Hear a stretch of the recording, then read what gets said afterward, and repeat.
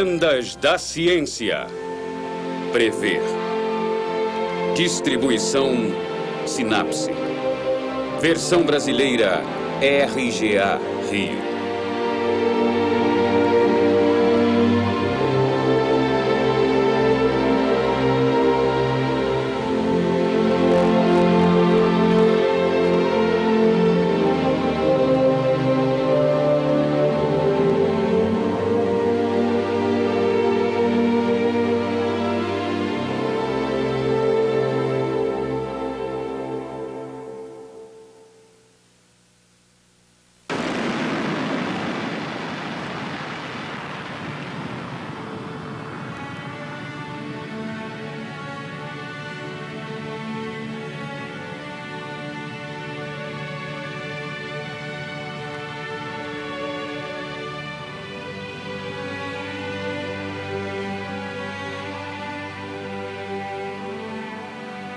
O dia 6 de agosto de 1945 foi um dos maiores dias da humanidade. Um dia de fúria. Em Hiroshima, explode a primeira bomba atômica. Uma tragédia humana, extraordinária e científica. E 3 dias depois, no dia 9 de agosto de 1945, em Nagasaki, a mesma bomba explode novamente. No Novo México, em Los Alamos, já estava preparado há 3 anos o que chamavam em código secreto de Projeto Manhattan, que reunia a fina flor da pesquisa física contemporânea. Todos os grandes cientistas da humanidade ocidental estavam reunidos para trabalhar neste projeto. Assistíamos ao nascimento do que passou a se chamar de The Big Science, ou seja, a ciência com grandes capacidades e grandes recursos que caracterizam a pesquisa contemporânea. Nesta época, decidiu-se não só o fim da guerra, como um dos capítulos mais importantes da história das ciências e da política e talvez da história moral da humanidade. A ciência pode colaborar com uma arma tão assustadora? É claro que isso foi discutido por muito tempo, já que esta arma, pelo fato de ser assustadora, também preservou a paz durante meio século, pois nós somos filhos de Hiroshima e vivemos em paz desde que ela explodiu em Hiroshima.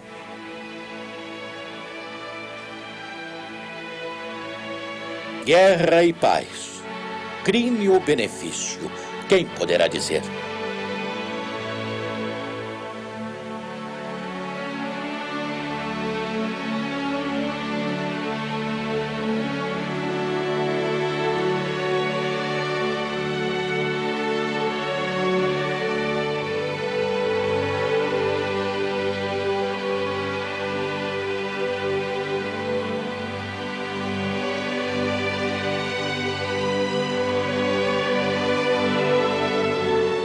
Essa é a história aparente, a história que emerge daí. Mas antes da guerra, em 1938, por trás do cenário, em uma história completamente ignorada, existiu um homem que nasceu na Sicília. Um físico nuclear de grande talento que trabalhou com Fermi e com Heisenberg na Alemanha. Ele era considerado o grande físico do futuro. Mas não um físico no sentido da pesquisa comum. Falavam dele como de um novo Galileu. E este homem, em um dia de março de 1938, embarca em Nápoles e desaparece. Ele nunca mais foi visto.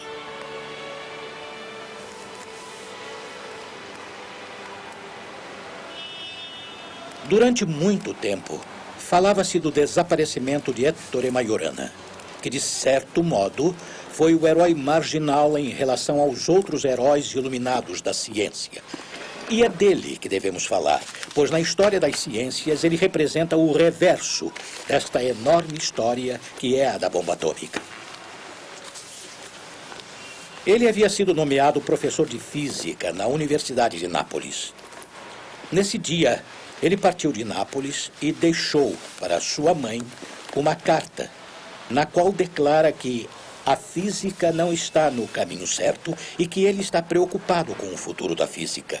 E, de certo modo, achávamos que ele tinha visto ou entrevisto o destino desta ciência e que talvez um dia ela gerasse armas terríveis.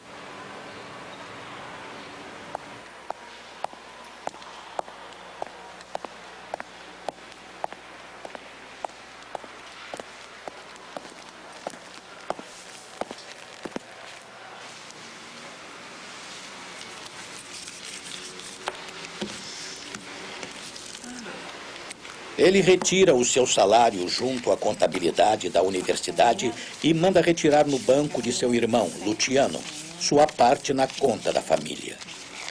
O seu crédito na universidade representava 5 meses de salário que ele ainda não tinha retirado por distração ou negligência.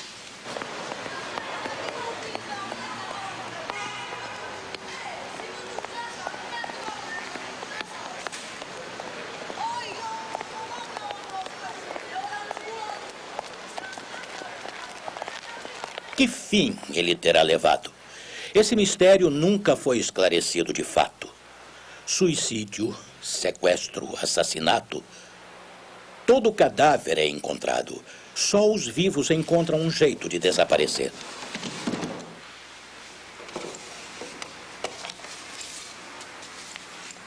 E a mãe de Ettore Majorana ainda acrescenta um maço de notas. Uma carta a Carelli, o diretor do Instituto de Física de Nápoles, parece apontar para a primeira solução, a do suicídio. Eu tomei uma decisão que agora é inelutável. Nela não existe a menor marca de egoísmo, mas eu me dou conta dos contratempos que o meu desaparecimento poderá causar em você e nos estudantes. De todos, guardarei uma afetuosa lembrança, pelo menos até 11 horas da noite.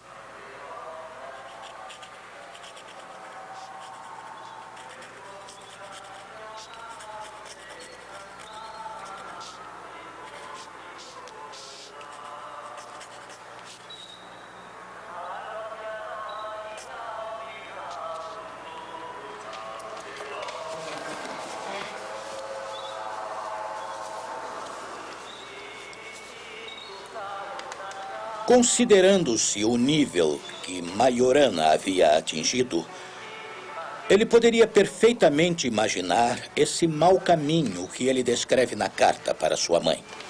Quer dizer que, no final das contas, é possível prever que uma energia descomunal seria descoberta e poderia ser usada em uma arma assustadora.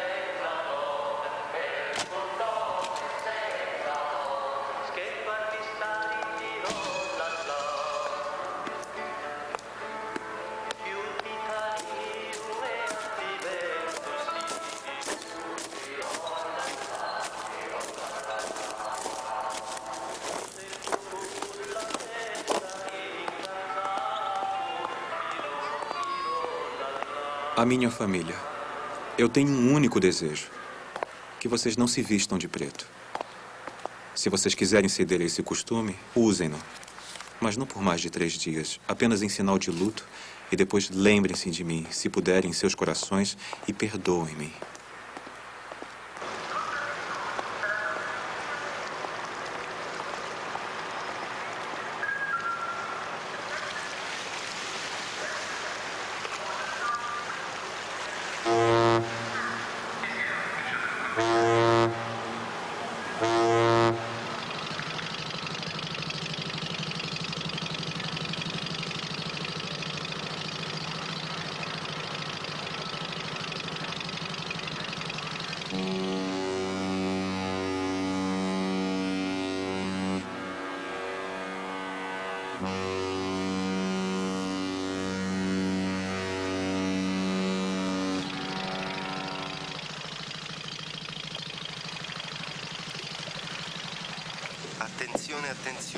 Seu nome figura na lista dos passageiros. A investigação policial afirma, segundo testemunhas diretas, que ele ocupou o seu lugar na cabine. Esse passageiro tinha acabado de fazer importantes descobertas em física atômica e nuclear sobre as interações fortes. Estimado, admirado e dizem até invejado por Heisenberg e Fermi, ele saiu dos grandes laboratórios da Itália e Alemanha.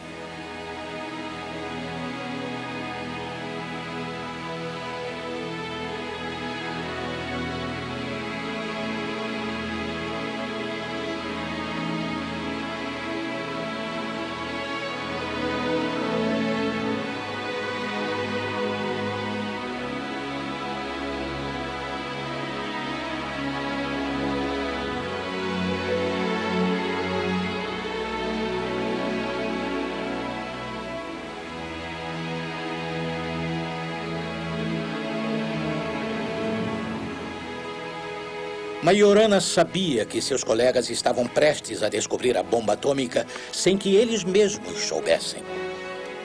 Para entender o sentido, a importância do trabalho de Majorana, temos de pensar no nível de conhecimento e nas mudanças que estavam acontecendo nessa área entre os anos 20 e 30, a época em que Majorana começou o seu trabalho científico.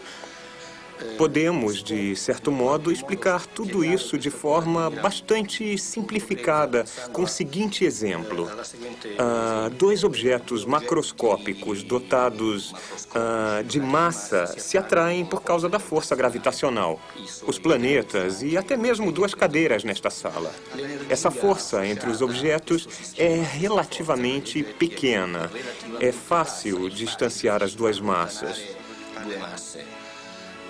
Isso se torna mais difícil se passamos à segunda força fundamental conhecida desde o final do século XIX e início do século XX, ou seja, a força elétrica.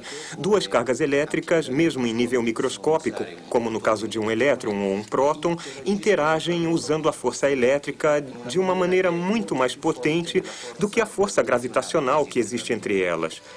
Isso também significa que a energia de natureza elétrica que está em jogo em um processo de tipo elétrico é claramente superior à força gravitacional. Devemos considerar agora o nível do núcleo atômico, ou seja, o interior dos átomos, onde sabia-se desde o início dos anos 30 que as únicas partículas componentes eram neutras, os nêutrons, ou carregadas positivamente, os prótons. Um sistema desse tipo não pode se manter estável graças ao efeito das forças gravitacionais ou eletromagnéticas apenas. Era necessário, portanto, criar uma hipótese sobre a existência de uma terceira força que fosse responsável pela estabilidade dessas estruturas. Uma força que deveria ser necessariamente muito maior do que as forças gravitacionais ou eletromagnéticas nessa escala da qual estamos falando. Uma escala infinitamente pequena. Essa força deveria causar uma interação forte, um termo que surgiu um pouco depois. Portanto, os sistemas nucleares deveriam ser caracterizados por essa nova interação a qual estão associadas, como acabamos de explicar, energias de ligação muito fortes. O problema da física dos anos 30 era a descrição e a compreensão das propriedades dos núcleos atômicos. Isso acontece tanto no âmbito da pesquisa experimental quanto no âmbito da formulação de teorias que tinham por objetivo descrever as propriedades desses sistemas. O trabalho de Majorana, com alguns outros daquela época, foi o tipo de trabalho teórico que marcou o ponto de partida dos nossos conhecimentos atuais sobre a teoria da estrutura nuclear.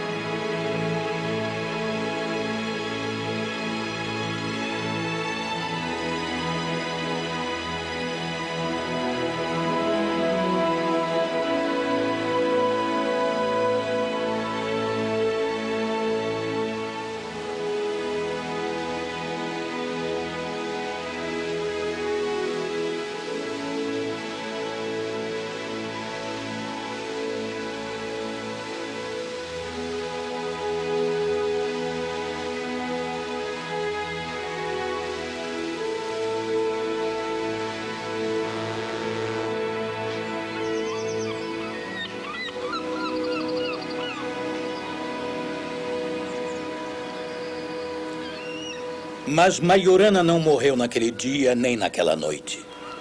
Desde sua chegada a Palermo, ele redigiu um telegrama ao próprio Carelli. O mar me rejeitou. Eu voltarei amanhã a morar no mesmo hotel de Nápoles. Teria ele embarcado novamente da Sicília para a Itália na noite do dia 26 de março, data exata deste telegrama? Se o fez, o jovem deve ter desembarcado no dia seguinte no porto italiano às 5h45 da manhã. Um último testemunho hesita quanto à pessoa que dividiu a cabine com ele naquela noite. Ou então, sem mais delongas, ele morreu. paz às cinzas daquele que parecia ter pressentido o terrível conflito da ciência e da bomba.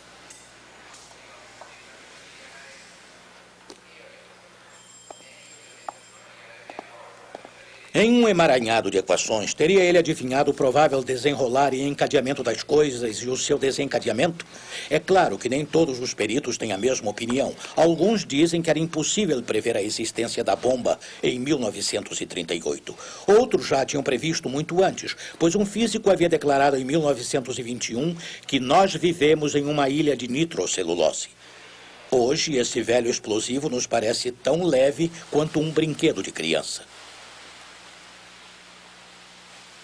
Mesmo supondo que tivéssemos previsto, o que teríamos feito? Não se para a ciência dessa maneira, nem o progresso, nem a necessidade de ganhar uma guerra justa, nem a concorrência acirrada, nem a paixão dos grandes e dos pequenos cérebros pensantes em chegar em primeiro lugar, em encontrar antes do outro.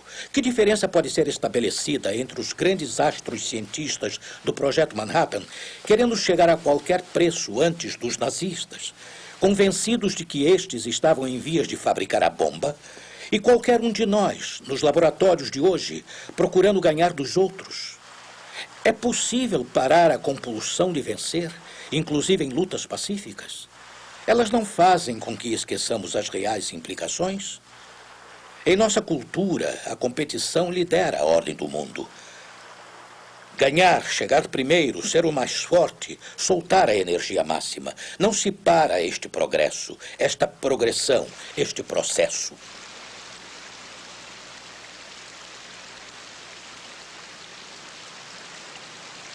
Caro Carelli, espero que tenha recebido a carta e o telegrama ao mesmo tempo. O mar me rejeitou e eu voltarei amanhã ao Hotel Bolonha, talvez viajando com essa mesma folha de papel. Mas tenho a intenção de abandonar o ensino. Não me considere uma menininha dos contos de Ibsen, pois a situação é diferente. Estou à sua disposição para maiores detalhes. A carta data de 26 de março e não houve outras.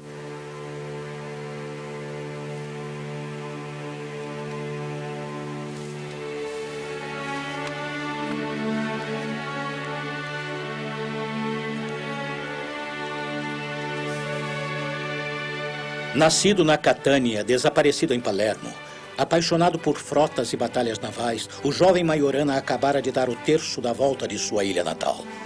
Ele tinha descido a ladeira da escalada, sabia que ao fim da subida, no alto de sua progressão, havia a cratera aberta da qual os camponeses sicilianos conheceram suas erupções e que os habitantes de Hiroshima iriam conhecer em sua carne irradiada.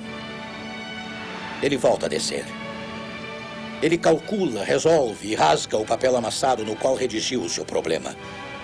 Ele deixa o possível no reino dos possíveis. Teria ele procurado apagar os vestígios de seu corpo, de seu nome, de sua obra e suas descobertas? Ele apagou a sua assinatura. Primeiro ele ensina, depois abafa sua voz. O que mais ele pode fazer para tentar adiar o prazo?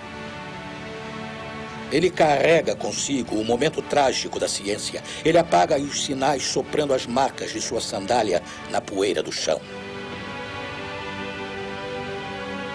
É possível imaginá-lo vivo, solitário, com 90 anos, trapista ou monge beneditino, em retiro anônimo, em uma cela de algum monastério na Sicília ou ao sul da Itália, onde ele ora e medita em silêncio? Na manhã de hoje, estaria ele olhando o sol nascer por cima do Etna, cujas crateras ameaçam a ilha e esculpem suas formas com fogo, como os vulcões criados pelas mãos do homem e que ele recusou, e transformaram o tempo, ameaçaram e formaram nossa história e nosso planeta? Ou ele jaz sob alguma pedra sem inscrição em um pequeno jardim atrás da capela do mesmo monastério?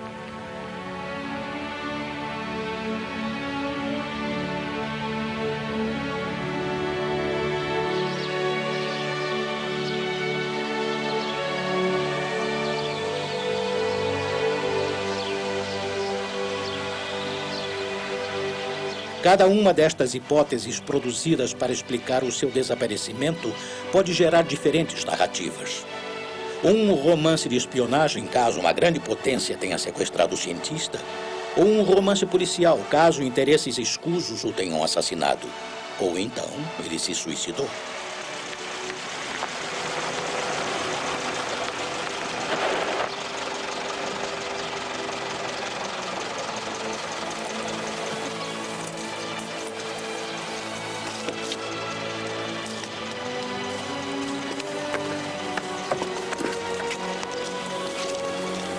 A mãe de Majorana não acredita.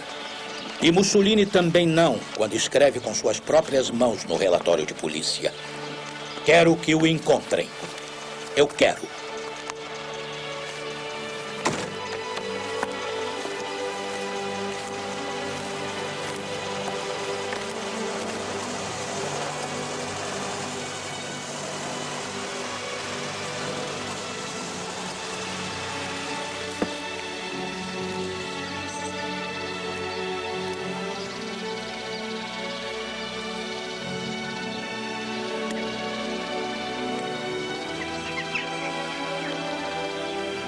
Quem o viu? Professor de física teórica na Universidade de Nápoles, misteriosamente desaparecido nos últimos dias de março, aos 31 anos, 1,70 m de altura, cabelos pretos, olhos escuros, uma longa cicatriz na mão. Se alguém souber de alguma coisa, por favor, escreva. De fato, o superior da igreja de Gesù Novo, em Nápoles, sabia de alguma coisa. Nos últimos dias de março, ou nos primeiros dias de abril, ele não se lembrava bem, ele tinha recebido um homem jovem que se apresentou a ele pedindo hospitalidade para um retiro em vista de uma experiência religiosa. O superior havia reconhecido o rapaz no jornal Domenica del Corriere. Ele parecia agitado. O superior respondeu que era possível, mas não imediatamente. Era preciso esperar. Teria que voltar mais tarde.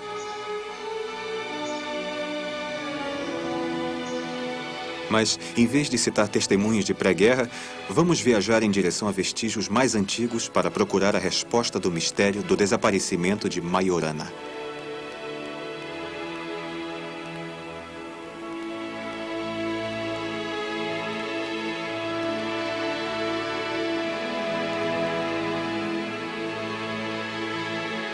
Às vezes, os antigos chamavam a ilha de Sicília de Trinacria. Essa palavra significa triângulo ou tricórnio. Estes são os 3 cabos, os 3 promontórios, as 3 pontas abaixo da bota italiana. No canto da direita, ergue-se a 3.000 metros de altura o Etna, enorme vulcão sempre ativo, ameaçando com seu fogo e suas lavas a população dos arredores. As margens do Mediterrâneo assistiram ao nascimento da geometria e da matemática, da física, da química, da história natural, além da filosofia e das 3 religiões monoteístas. No meio desse mar, onde nasceram nossos principais caminhos, está a ilha central, terra de 3 lados e também de 3 cientistas, tão grandes que todos marcaram sua época. Majorana, da Catânia e de Palermo, Arquimedes, nascido e morto em Siracusa, e Empédocles de Agrigento. Eis um resumo de nosso conhecimento, de nossa sabedoria e nossas religiões.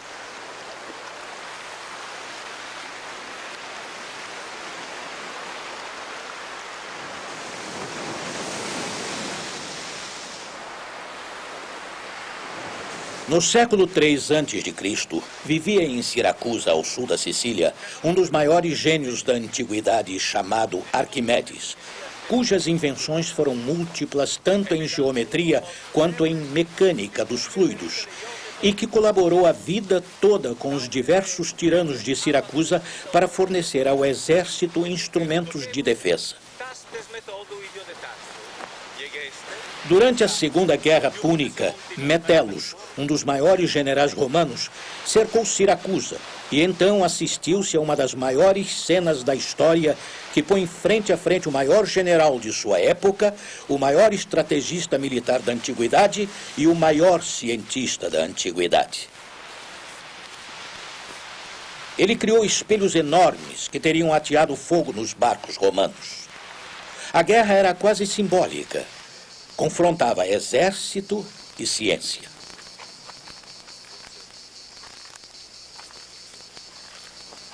Houve uma cena extraordinária de fogo que lembra estranhamente a situação de Majorana, que era um grande cientista, diante de um problema militar, ou seja, um problema de transformação e de construção de armas terríveis, como foi aquela bola de fogo que se formou no horizonte de Hiroshima em 1945. Epikei rudokemoi, tastes metodo idiotetasoi, diegestei diesgapsei, iupotese onti non mathematikon, mechanikei techne. Eratus te. Toi liiton biblione festoni. Totes Alexandrias totes gestiate arithmete.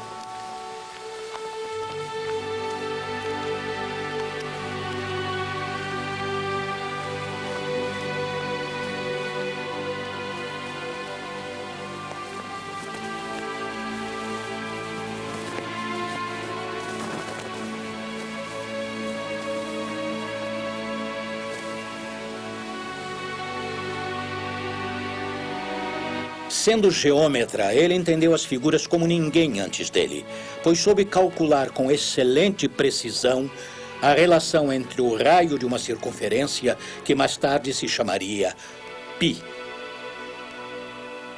A pedido dele, foram colocados em seu túmulo uma esfera e um cilindro, o mais belo de seus problemas resolvidos.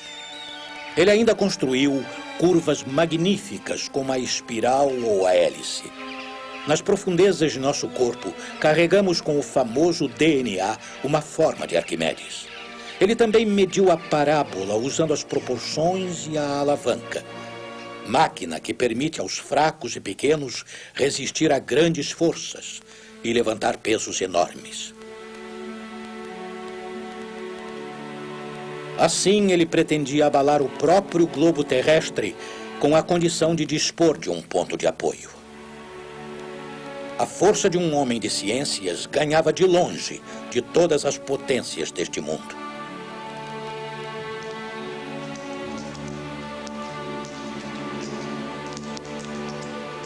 O Basileus, tiaran ecdus iupopteu adiunatus. Onelen husa podegestei, os energerumeros, anthelos crusumeros. E tutto, eise caliseme prostoliuse problema prostaton. Tubaru te cae tuon contestiadas negativamente. Iupoto endusmento. Como mecanicista, ele entendeu o equilíbrio como ninguém antes dele, nas circunstâncias mais específicas e delicadas em meios líquidos. Mergulhando a coroa real na água e avaliando o seu volume e a sua densidade, ele pôde determinar a autenticidade ou a falsidade do amálgama. Dessa maneira, o cientista dava aos reis a justificativa de seu título. Tobactendunes iudor, poros estin, tautes teseuresios, tautes teseuresios.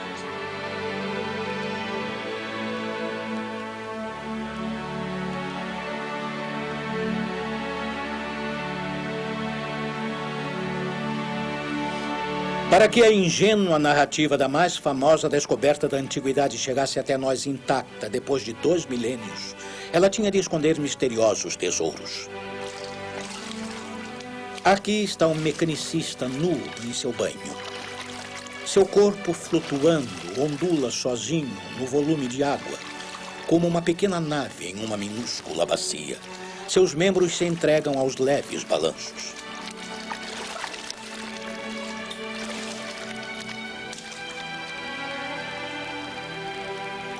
Corpo nu, fluido, transparente.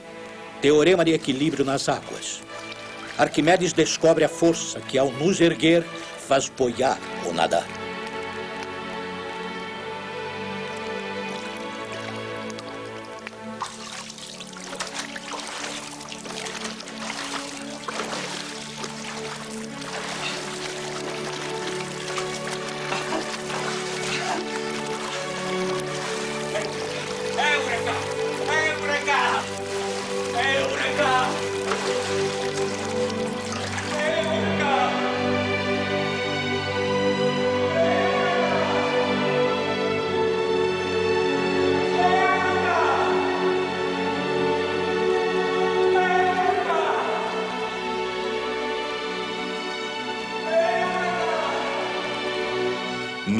como ao sair do ventre de sua mãe, e saltitante como uma criança.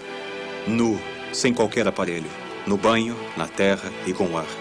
Esse corpo afunda, mas flutua. Se levanta e sai do banho, anda, corre e deixa marcas de seus pés molhados na areia. Finalmente, pulando de alegria, sai gritando aos ventos a palavra seráfica do achado.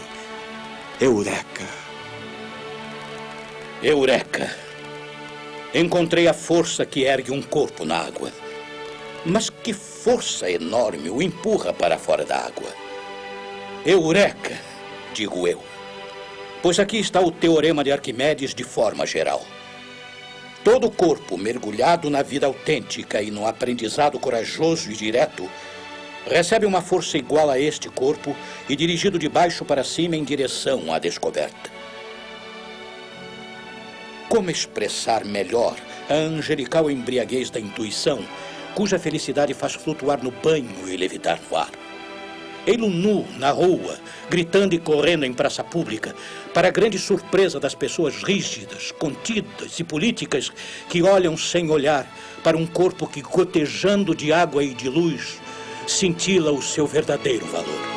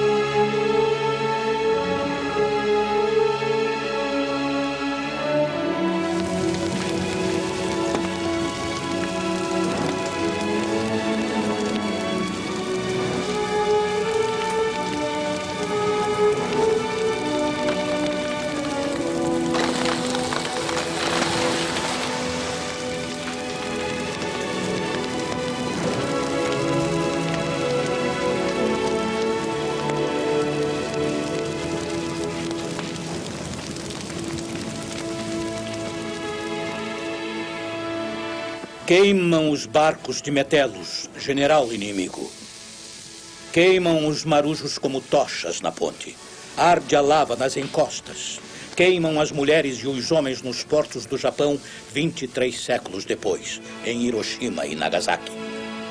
Chamas semelhantes se espalham pelos rastros do fogo que chamamos história. Como a alegria do achado pôde se transformar em desgraça de morte?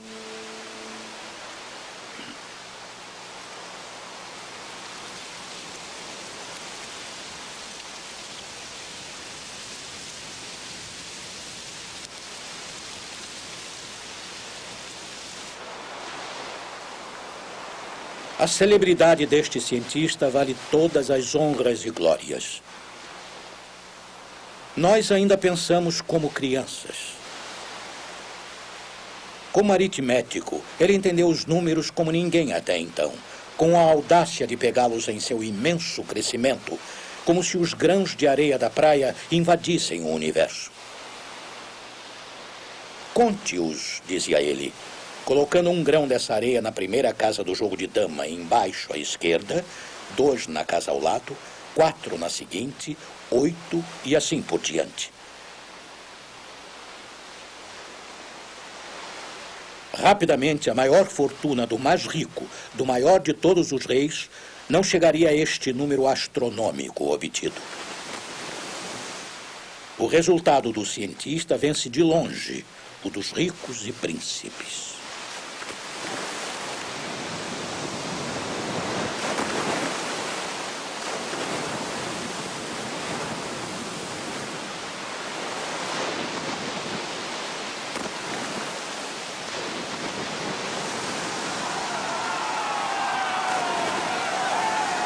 A batalha arde em sua cidade natal. Ninguém sabe bem como Arquimedes morreu. Após a vitória, um soldado romano o teria matado quando ele tentava resolver um problema de geometria desenhado na areia, como costumava fazer.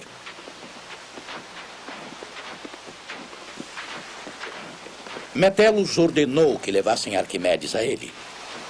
E o legionário que o procura o chama pelo nome. O geômetra o afasta com a mão, dizendo para não apagar o desenho com seus passos.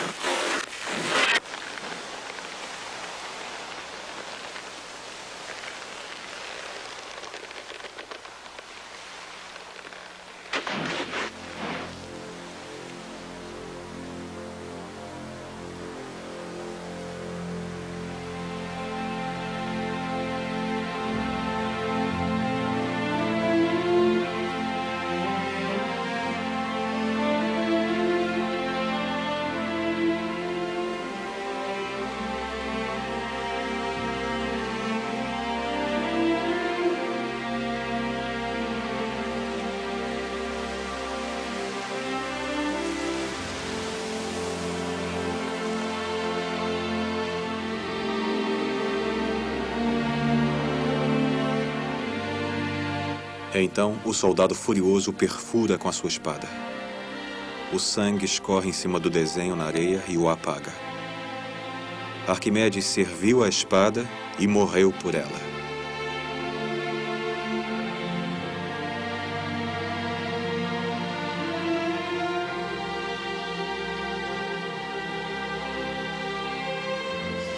Algum tempo depois, de passagem pela Sicília, Cícero, o famoso advogado da Roma clássica, conta que procurou o túmulo do mais ilustre dos cientistas da ilha em meio a silveiras e arbustos, como se ele também tivesse desaparecido.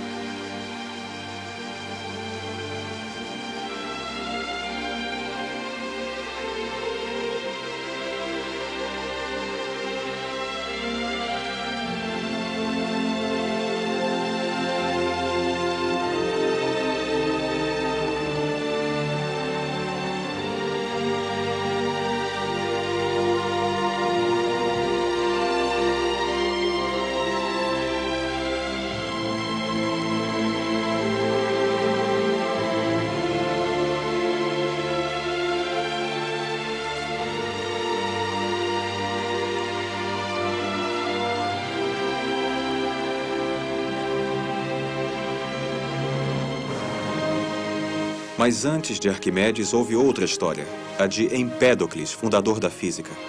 Antes dele, não havia física. Ele nasceu perto de Siracusa, em Agrigento, por isso o chamavam de Empédocles de Agrigento. E ele inventou os primeiros elementos da física.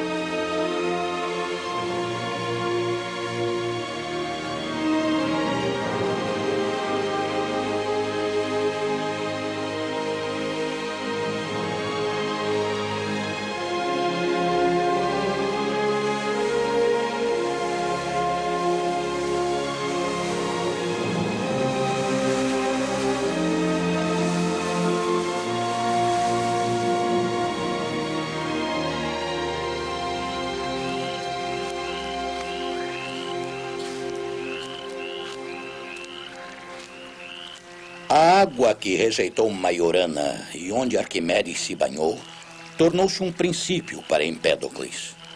Assim como o fogo que deixou Hiroshima em brasas, que Arquimedes lançou contra os navios de guerra romanos e que o Etna espalha pela Sicília.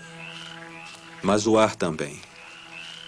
Dizem que um vento pesado e pestilento soprava pelas montanhas de Agrigento, matando os homens e esterilizando as mulheres. Empédocles os curou, pondo um fim a esse sopro através da colmatagem dos colos.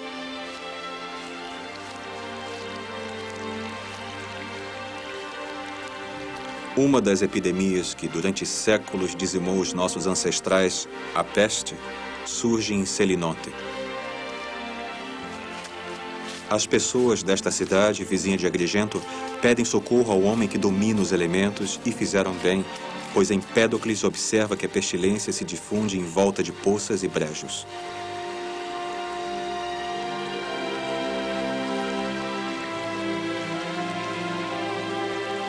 Os habitantes de Selinonte morriam com as águas mortas.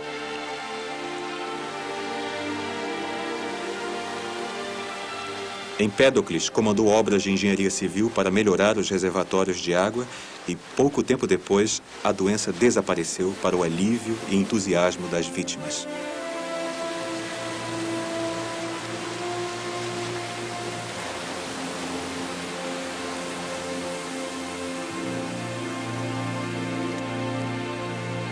Toda a cidade de Selinonte convida o mestre do ar, da água e da terra para um grande banquete.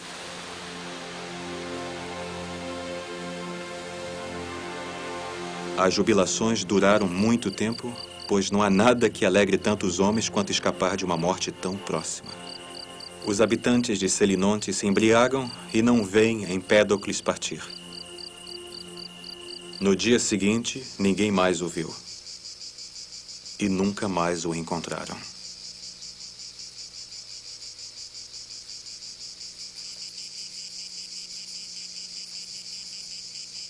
Ele atravessa a ilha a partir de Selinonte até os pés do Etna. Longa caminhada. Empédocles calçou sandálias de bronze para se proteger das sujeiras da terra. Essa aliança imperecível, sinal de imortalidade, separa o corpo da lama dos caminhos.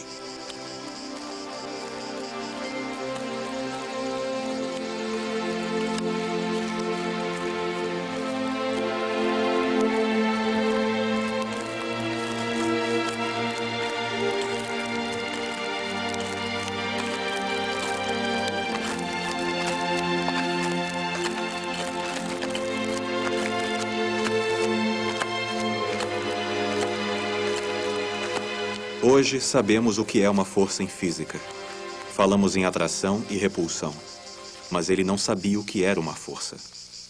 Ele tinha dito que as potências que reinavam no mundo inerte podiam ser forças de atração, que seriam as do amor, e as forças de repulsão seriam as do ódio. Ele dizia que a física era dominada pela dupla relação de amor e ódio.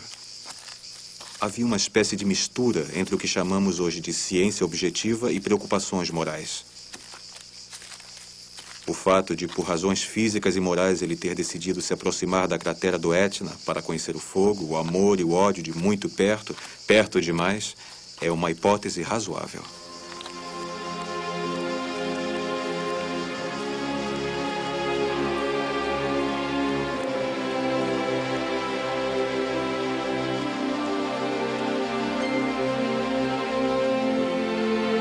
Eu venci por amor e para curar os homens, mulheres e crianças da peste. O ódio das águas empesteadas, dos ventos pestilentos e da terra imbuída ou ressecada. Mas e o ódio do fogo que ameaça a ilha inteira e suas cidades? Eu sei, como todo mundo, acendê-lo para que o seu amor nos aqueça. Mas como controlar o seu ódio quando o incêndio da erupção torna o ar irrespirável? Faz com que a água evapore e empobrece a terra. Ele não fala de amor e ódio como de pequenos sentimentos individuais. Quando Empédocles escreve amor e ódio, ele pensa na física e na sociedade como um todo, no corpo vivo e no mundo circundante, o mito e o saber, a música e a exatidão, a emoção patética e o rigor que não treme. Subindo os flancos do Etna em infusão, em meio ao suor e à dor do esforço, Empédocles sabe que está se aproximando do mistério das origens, da violência que separa e da energia que reúne as coisas e os homens. Ele percebe a urgência de compreender a sabedoria e o conhecimento sob pena de morte coletiva, e que nossa história, desde os primórdios, avança como ele pelos flancos do vulcão, cada vez mais perto da cratera ardente.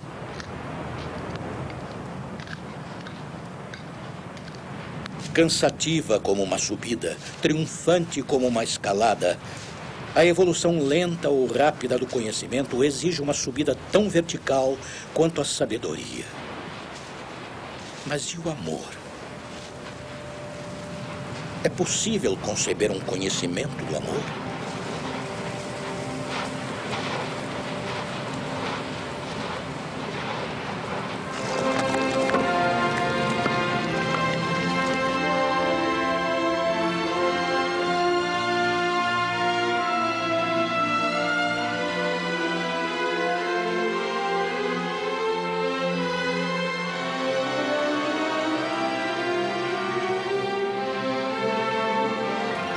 Será que ele procurava os seus segredos de ciência e sabedoria junto ao fogo odioso que queima e destrói? Ou da força do amor que associa os átomos e faz as coisas nascer? A lenda diz que ele acreditava nos átomos como muitos na antiguidade.